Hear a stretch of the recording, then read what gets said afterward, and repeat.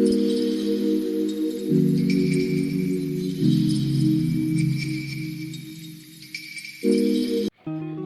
মই গাজৰৰ কেক এখন বনাম আপোনালোকৰ ওচৰত শ্বেয়াৰ কৰিম বুলি ভাবিলোঁ আপোনালোকৰ দেখুৱাই আছোঁ কেনেকৈ বনাওঁ জানে চবে কেক বনাব হ'লেও মই মানে গাজৰ কেক বনাইছোঁ সেইকাৰণে ৰেচিপিটো দি দিলোঁ কেকৰ এইটো বেটাৰটো বনাবতো চবেই জানে অলপ ড্ৰাই ফ্ৰুট লৈছোঁ এইখিনি অলপ গাৰ্নিছ কৰিবৰ কাৰণে ড্ৰাই ফ্ৰুট দি দিম ওপৰতে ভিতৰতো অলপ দিম আৰু এটা কুকাৰত বনাম এটা অভেনত বনাম সেইকাৰণে মানে আপোনালোকৰ শ্বেয়াৰ কৰি আছোঁ কুকাৰটো কেনেকুৱা হয় অভেনটো কেনেকুৱা হয় দেখাই আছোঁ আপোনালোকৰ ডিফাৰেঞ্চটো একেই হয় 5 মিনিটৰ কাৰণে অভেনটো প্ৰি হিটত ধৰিছোঁ আৰু কুকাৰটো মই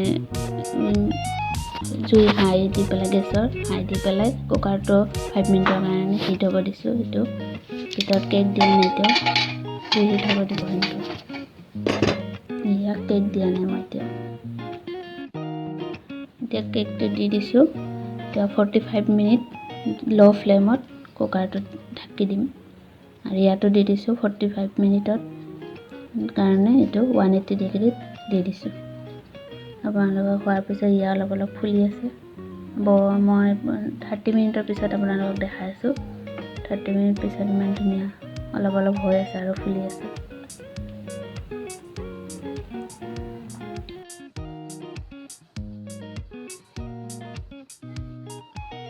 কমপ্লিট হৈ গ'ল এতিয়া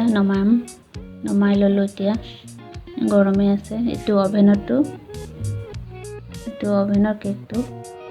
আৰু এইটো কুকাৰত দিয়াটো দুটাই ভাল হৈছে ধুনীয়া হৈছে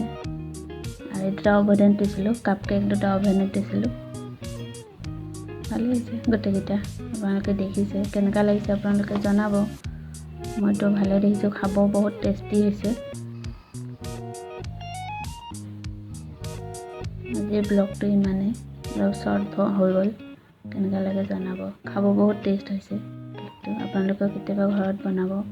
বনাই খাই চাব বহুত টেষ্টি হয়